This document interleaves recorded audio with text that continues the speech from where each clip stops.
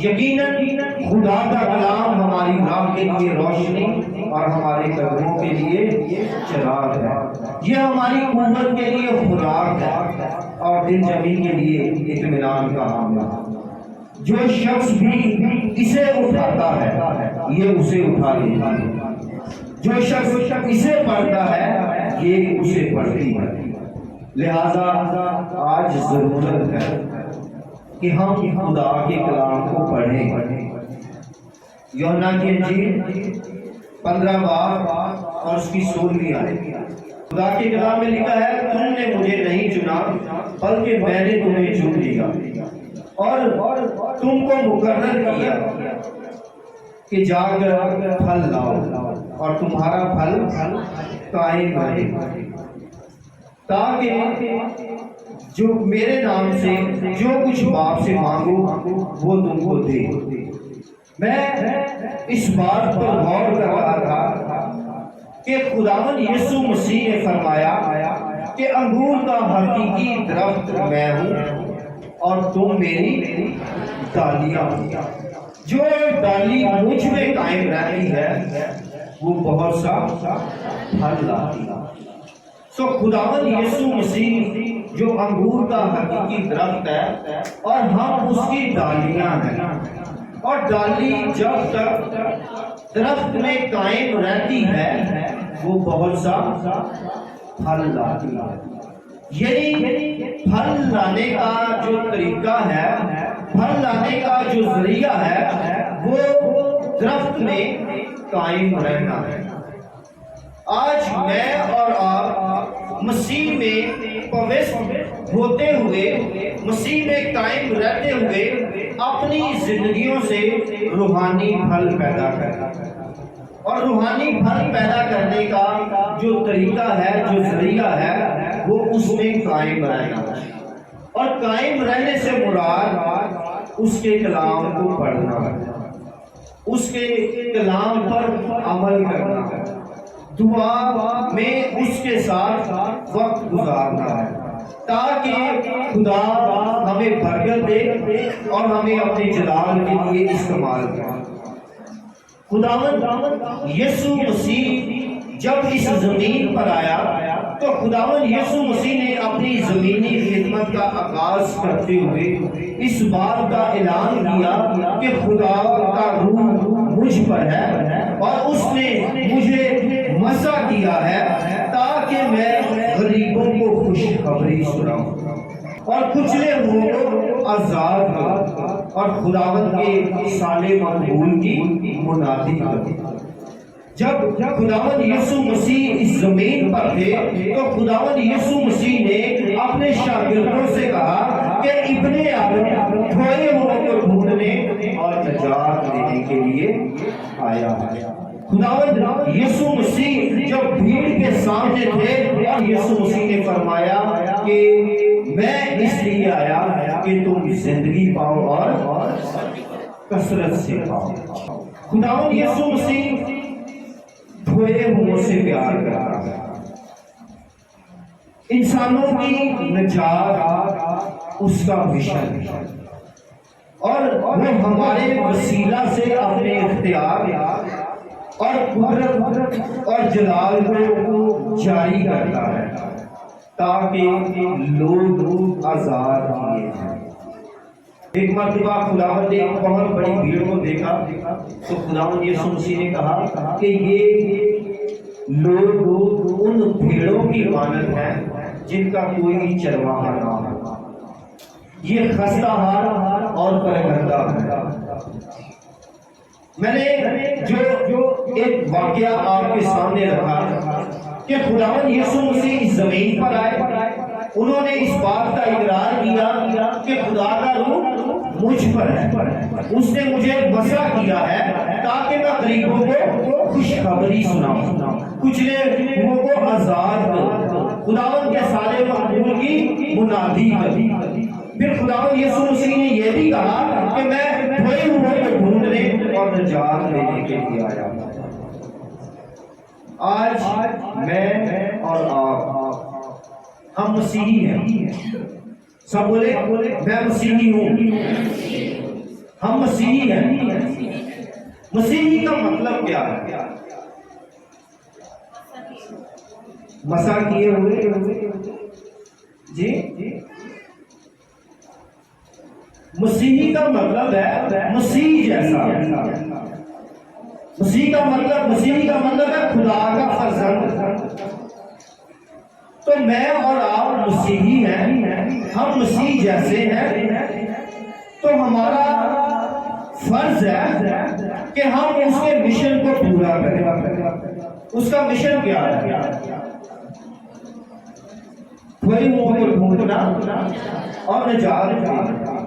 وہ لوگ جو ہمیشہ کی زندگی سے محروم ہیں انہیں خدا کے پاس لے کر. آج ہم اپنے چاروں طرف نگاہ کریں، جہاں ہم رہتے ہیں، جہاں ہم کام کاج کرتے ہیں. کیا لوگ نجات یافتہ ہیں؟ کیا لوگ ہمیشہ کی زندگی کے وارث ہیں؟ ہمارے نوجوان بیٹے اور بیٹیاں کیا خدا کے کلام کو دوسروں تک لے کر جانے کے لیے تیار ہے؟ ہمارے گھرانے اس وقت قرض جیسی لعنتوں میں مبتلا ہے. ہمارے نوجوان اس وقت نشے جیسی لعنتوں میں مبتلا ہے. ہمارے لوگ اس وقت اچھی جاب سے محروم ہیں. ہمارے لوگ اس وقت تعلیم سے محروم ہیں. اور ہمارے لوگ عدم معرفت کی وجہ سے ہلاک ہوتے جا رہے ہیں. تو خداوند یسوع مسیح نے بارہا یہ فرمایا کہ میں کھوئے ہوئے کو ڈھونڈنے اور نجات دینے کے لیے آیا. آج جتنے بھی مسیحی ہیں یہ بات غور سے سن لیں. جتنے بھی مسیحی ہیں وہ سب مبشر ہیں. مسیحی کا مطلب ہے مسیح کا شاگرد، اور شاگرد کا مطلب ہے شاہ کے گرد رہنے والا. یسوع مسیح بادشاہوں کا بادشاہ ہے، وہ ہمارا شاہ ہے، اور ہم اس کے گرد رہنے والے اس کے شاگرد ہیں. اور جتنے بھی شاگرد ہیں وہ سب ایونجلسٹ ہیں، وہ سب مبشر ہیں. ان کا کام کھوئے ہوئے کو ڈھونڈنا اور مسیح کے پاس لے کر آنا. ان کا کام ارشاد اعظم کی تکمیل کرنا ہے. لہذا میرا اور آپ کا خداوند یہ چاہتا ہے کہ ہم اس کی بادشاہی کی وسعت کے لیے کام کریں. کلام میں سے ہم نے جو حوالہ پڑھا لکھا ہے تم نے مجھے نہیں چنا. ہاللیلویا. تم نے مجھے نہیں چنا بلکہ میں نے تمہیں چن لیا اور میں مقرر کیا ہے کہ جا کر پھل لاؤ. جا کر پھل لاؤ. میرا اور آپ کا خداوند یہ چاہتا ہے کہ ہم جائیں اور پھل لائیں. پھر اس کے بعد خداوند یسوع مسیح نے اپنے شاگردوں سے کہا فصل تو بہت ہے، فصل تو بہت ہے لیکن مزدور تھوڑے. آج بھی جس قدر افراتفری، نفسا نفسی، بیرا گری اور مہنگائی ہے، یہ تیزی کا ایک دور ہے. اس میں ہم دیکھیں تو کتنی بڑی فصل ہے. جس شہر میں ہم رہتے ہیں یہ 2.5 سے 3 کروڑ کی آبادی کا شہر ہے. 70 سے زیادہ قومیں یہاں پر آباد ہیں. 110 سے زیادہ زبانیں یہاں پر بولی جاتی ہیں. اور ہر روز ایک سروے کے مطابق 10,000 سے زیادہ لوگ اس شہر میں آتے ہیں دوسرے شہروں سے، روزگار کے لیے، تعلیم کے لیے، بزنس پوائنٹ آف ویو کے حوالے سے مختلف جگہوں پر سے لوگ. اور یہ شہر ہے سب کو تعلیم بھی فراہم کرتا ہے، کاروبار بھی فراہم کرتا ہے، ہر ایک چیز فراہم کرتا ہے. تو کتنی بڑی فصل ہے ہمارے پاس. اسے منی پاکستان کہا جاتا ہے. جہاں ہم رہتے ہیں خدا نے ہمیں یہاں پر رکھا ہے، خدا نے ہمیں چنا ہے، ہمیں اس شہر میں رکھا ہے، ہمیں مقرر کیا ہے کہ ہم کیا کریں. پھل لائیں۔ تو خداوند یسوع مسیح نے کہا فصل تو بہت ہے لیکن مزدور تھوڑے ہیں۔ فصل تو بہت ہے لیکن مزدور تھوڑے ہیں۔ آج خداوند چاہتا ہے، اپنے دل پر ہاتھ رکھا، خداوند چاہتا ہے میں مزدور بن جاؤں، ہاللیلویہ، تاکہ اس کی جو فصل ہے اس کی کٹائی کی جا سکے۔ جتنے اس وقت پاسٹرز کام کر رہے ہیں، جتنے چرچز اور جتنی مشنیں کام کر رہی ہیں، یہ تھوڑی ہیں۔ جتنی بڑی فصل ہے اس فصل کی کٹائی کے لیے یہ تھوڑے سے لوگ ہیں۔ خداوند کی یہ آرزو ہے کہ جتنی بڑی فصل ہے اتنے ہی زیادہ مزدور ہیں۔ خداوند چاہتا ہے ہم سب یہ انجیل کا پیغام سنانے والے ہیں، ہاللیلویہ۔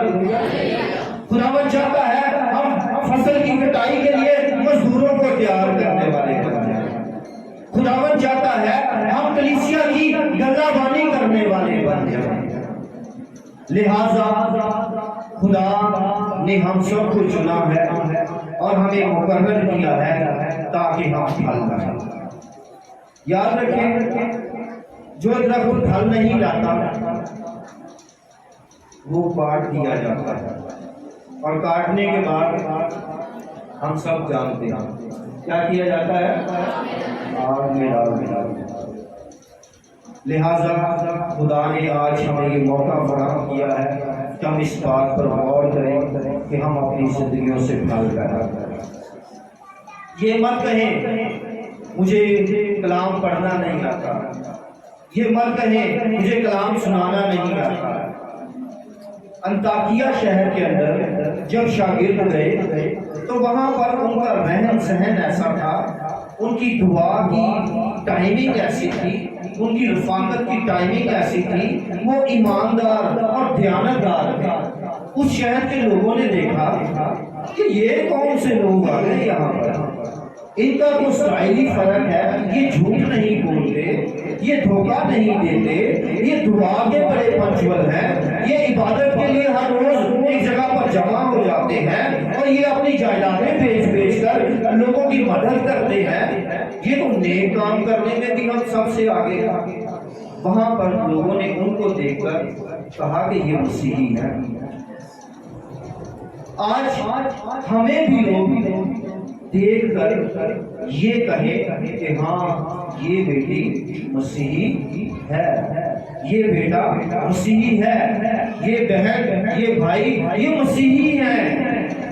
آج خدا یہ چاہتا ہے ہم انجیل کی منادی کریں۔ میں خدا کی رویا کے تعلق سے آپ کو بتانا چاہتا ہوں، خدا کی الہی رویا یہ ہے کہ اس کی بادشاہی کی وسعت ہو۔ ہاللیلویہ۔ ہر ایک قوم، ہر ایک قبیلہ اور اہل زبان کے لوگ اس کی بادشاہی میں داخل ہوں اور ہمیشہ کی زندگی پائیں۔ رویا خدا کے دل کا خیال ہے، رویا خدا کی سوچ کی ترجمانی ہے، رویا خدا کا دیا ہوا مشن، خدا کا دیا ہوا خواب اور خدا کا دیا ہوا پروجیکٹ ہے۔ خدا چاہتا ہے کہ ہم اس کے دل کے خیال کو، اس کی سوچ کی ترجمانی کو، اس کے دیے ہوئے مشن کو، اس کے دیے ہوئے پروجیکٹ کو اپنی زندگی کا حصہ بنا لیں۔ خدا نے اپنے بیٹے کے وسیلہ سے شاگردوں کو چنا، انہیں مقرر کیا، انہیں اپنے ساتھ رکھا اور ان کو اپنا اختیار بخشا۔ ان شاگردوں نے یسوع مسیح کے وسیلہ سے بیماروں کو اچھا ہوتے ہوئے اور بدبو کو نکلتے ہوئے دیکھا تھا۔ انہوں نے بے شمار لوگوں کو یسوع کی حضوری اور قدرت کے وسیلہ سے آزاد ہوتے ہوئے بھی دیکھا تھا۔ ان شاگردوں نے خداوند یسوع مسیح کو دیکھا تھا، چھوا تھا اور ان سے کلام سنا، اور جب وہ گھر گھر جا کر انجیل کی منادی کر رہے تھے تو انہوں نے دیکھا کہ وہی قدرت، وہی جلال اور وہی زندگی ان کے وسیلہ سے بھی جاری ہو گئی۔ اور جب وہ حیران ہوئے کہ ان کے وسیلہ سے بھی معجزات رونما ہو رہے ہیں، تو یسوع مسیح کے پاس آ کر انہوں نے کہا کہ خداوند تیرے نام سے تو بدروہیں بھی ہمارے تابع ہیں۔ مسیح خداوند کے شاگرد ہوتے ہوئے وہی اختیار اور قدرت خدا نے ہمیں بھی بخشا ہے تاکہ ہم بھی کھوئے ہوئے سے پیار کریں اور ان کو مسیح کے پاس لانے والے ہیں۔ یاد رکھیں، ہم رویا کی شخصیت ہے۔ مثال 29 باب اس کی 18ویں آیت میں لکھا ہے، جہاں رویا نہیں وہاں لوگ بے چین ہیں۔ رویا کے بغیر لوگ گمراہ ہیں۔ خدا نے اس دنیا کے نکموں، حقیروں اور بے وجودوں کو چن لیا تاکہ ان کو رویا والے بنائے۔ خدا کی جو رویا ہے وہی رویا ہماری ہے، اور ہمارا بھی مشن یہی ہے کہ ہم کھوئے ہوئے کو یسوع مسیح کے پاس پائیں۔ رویا کے فرزند کا مطلب ہے بلائے ہوئے لوگ، بسا شدہ لوگ۔ بلائے ہوئے اور بسا شدہ لوگوں کی زندگی کا مقصد صرف ایک ہی ہے کہ وہ ارشاد اعظم کی تکمیل کے لیے کام کریں۔ یہ مسا شدہ لوگ ہیں، یہ بلائے ہوئے لوگ ہیں، ان کی تربیت دی گئی ہے، ان کو تعلیم دی گئی ہے۔ اب ان کا جو کام ہے وہ ہے ارشاد اعظم کی تکمیل کے لیے اپنے آپ کو سرو کرنا، اپنے آپ کو خرچ کرنا، تاکہ ہر شخص مسیح تک پہنچے اور اس کی بادشاہی میں شامل ہو۔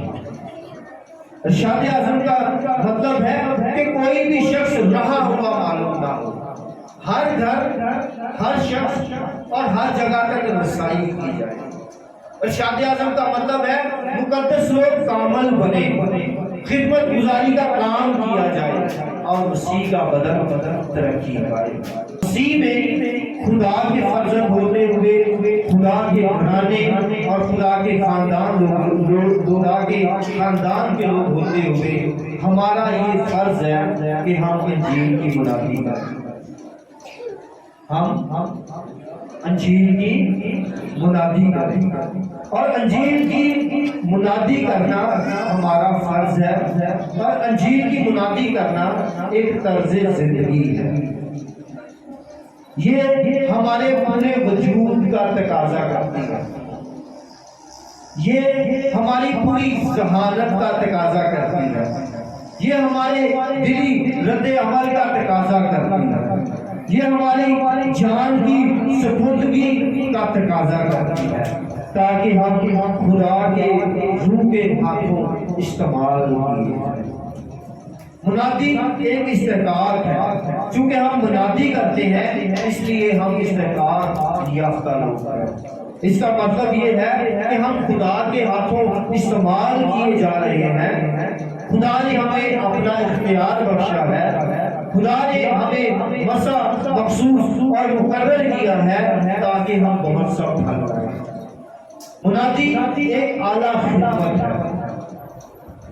اس خدمت سے خدا کے مشن کی پہلی صف میں کھڑے ہوئے۔ منادی نہ صرف ایک استحقاق ہے بلکہ یہ ایک ذمہ داری بھی ہے، اور اس کا مطلب ہے انجیل کی منادی کرنا، نہ کہ اپنے نظریات کی منادی۔ آخری ایک بات، اس کے بعد ہم دعا کریں گے۔ خداوند کی بلاہٹ، یہ وہ بلاہٹ ہے جو آپ کو منادی کرنے کی اجازت اور اختیار ہے۔ ہم بلائے ہوئے لوگ ہیں اور خداوند کی بلاہٹ یہ ہے کہ خداوند نے ہمیں مخصوص کیا ہے، ہمیں مسح کیا ہے، ہمارے گناہوں کی خاطر صلیب پر اپنی جان دی ہے تاکہ ہم جا کر انجیل کی ملامتی کریں۔ یہ وہ بلاہٹ ہے جو آپ پر یہ ذمہ داری عائد کرتی ہے کہ آپ خدا کے کلام کو دیانتداری کے ساتھ پیش کریں اور لوگوں کو خداوند کے پاس لے کر آنے کا سبب اور ذریعہ ٹھہرا۔ میں آپ کے ساتھ 3 الفاظ شیئر کروں گا جو اس سارے مقصد میں آپ کو کامیاب، جو آپ کی مدد اور رہنمائی کریں گے کہ آپ ارشاد اعظم کی تکمیل کے لیے کام کرنے والے۔ اور یہ 3 الفاظ مارٹن لوتھر نے کہے، اور یہ 3 الفاظ یونانی الفاظ ہیں جو روحانی زندگی کے جوہر کو بیان کرتے ہیں۔ پہلا الفاظ ہے اوراتیو۔ اوراتیو کا مطلب ہے دعائیہ زندگی، اور یہ روحانی زندگی جو ہے یہ دعائیہ زندگی۔ دعائیہ زندگی خدا کے ساتھ ہمارے رشتے کو مضبوط کرتی ہے۔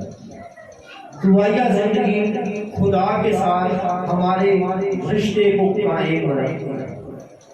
اور یہ وہ دعائیہ زندگی ہے کہ آپ کتنے بھی مصروف کیوں نہ ہو، آپ کتنے بھی الجھنوں میں پھنسے ہوئے کیوں نہ ہو، آپ رک کر ٹھہر کر خدا کے سامنے خاموشی کے ساتھ وقت گزاریں۔ جب آپ خاموشی میں، تنہائی میں، مصروف ترین زندگی میں سے وقت نکال کر خدا کے ساتھ وقت گزاریں گے تو خدا آپ کو فضل دے گا، خدا آپ کو توفیق دے گا کہ آپ قائم رہیں اور بہت سا بھلا رہیں۔ خداوند آپ کو فضل دے گا، آپ کو توفیق دے گا کہ آپ اپنے الفاظ کے ذریعہ سے، آپ اپنے کردار کے ذریعہ سے لوگوں کو مسیح کے پاس آنے والے۔ آمین۔ تو پہلا الفاظ کون سا ہے؟ اوراتیو، جس کا مطلب ہے دعائیہ زندگی۔ اور دوسرا جو الفاظ ہے وہ ہے میڈیٹاٹیو۔ سب میرے ساتھ بولے، میڈیٹاٹیو، میڈیٹاٹیو۔ اور زندہ روحانیت کا یہ دوسرا عنصر میڈیٹاٹیو ہے، اور اس کا مطلب ہے خدا کے کلام پر دھیان لگانا، خدا کے کلام کے بارے میں سوچ بچار کرنا، خدا کے کلام کو پڑھنا اور خدا کے کلام پر عمل کرنا۔ تو پہلا جو روحانی زندگی کا عنصر ہے وہ کون سا ہے؟ اوراتیو، یعنی دعائیہ زندگی۔ اور دوسرا جو مطلب ہے، دوسرا جو لفظ ہے وہ ہے میڈیٹاٹیو۔ اس کا مطلب ہے کلام کے مطابق زندگی بسر کرنا، کلام پر دھیان اور دھیان کرنا، کلام کو اپنی زندگی میں لینا اور کلام کو اپنی زندگی سے دوسروں تک پہنچانا۔ جب ہم دعا کرتے ہیں تو ہم خدا سے باتیں کرتے ہیں، اور جب ہم کلام پڑھتے ہیں تو ہم خدا کی آواز کو سنتے ہیں، اور یہی ایک ذریعہ ہے پھل لانے کا، یہی ایک ذریعہ ہے انجیل کا پیغام دوسروں تک لے کر جانے کا۔ ہم نے 2 باتیں سیکھی۔ پہلی بات خدا کا ویژن، خدا کا رویا۔ خدا کا رویا کیا ہے؟ کہ گنہگار لوگ نجات پائیں، اور دوسری بات خدا کہ خدا نے ہمیں چنا ہے کہ ہم اس کی بادشاہی کی وسعت کے لیے کام کریں، بادشاہی کی وسعت کے لیے، ارشاد اعظم کی تکمیل کے لیے ہماری زندگی دعائیہ زندگی ہونی چاہیے۔ دوسری بات خدا کے کلام سے لیس ہونا ہے، لبریز ہونا ہے، تیسرا الفاظ ہے ٹینٹاٹیو. کیا؟ ٹینٹاٹیو. اس کا مطلب ہے آزمائش. اس کا مطلب کیا ہے؟ آزمائش. جب آپ دعا اور غور و خوض کے وسیلہ سے مسیح تک رسائی حاصل کرتے ہیں، اس سے کلام حاصل کرتے ہیں، تو لازم ہے کہ ابلیس آپ پر اٹیک کرے، آپ پر آزمائش لائے. لیکن جب آپ دعا میں قائم رہتے ہیں، جب آپ غور و خوض کرتے رہتے ہیں، تو خدا آپ کو فضل اور توفیق دیتا ہے کہ آپ ابلیس کے منصوبوں کے مقابلہ میں قائم رہتے ہوئے اس کا مقابلہ کریں اور اس کو بھگائیں. آمین آمین. تو تیسرا جو لفظ ہے وہ کیا ہے؟ ٹینٹاٹیو. اس کا مطلب ہے آزمائش. یاد رکھیں یسوع مسیح نے فرمایا کہ ضرور ہے کہ تم آزمائے جاؤ. جو آخر تک برداشت کرے گا، جو وفادار رہے گا، وہ زندگی کا تاج حاصل کرے گا. تو آج میں اور آپ مسیحی ہیں. جب ہم اس بات کا اقرار کرتے ہیں کہ میں مسیحی ہوں، تو ابلیس بھی ہمارے خلاف کھڑا ہوتا ہے. جب ہم کلام کو بولتے ہیں تو ابلیس بھی ہمارے خلاف منصوبے بناتا ہے. لیکن جب ہم دعا کرتے اور کلام پڑھتے ہیں تو ہم ابلیس کا مقابلہ کرتے ہیں اور وہ ہم سے بھاگ جاتا ہے. کلام میں لکھا ہے جو کلام پر توجہ کرتا ہے وہ بھلائی ہے. آزمائش میں قائم رہنے کے لیے خدا کا فضل اور اس کی توفیق حاصل کرنے کے لیے ضروری ہے کہ آپ دعا کریں، خدا کے کلام کو پڑھیں اور اسے دوسروں تک لے کر جانے والے. آئیں ہم سب اپنے سر کو جھکائیں.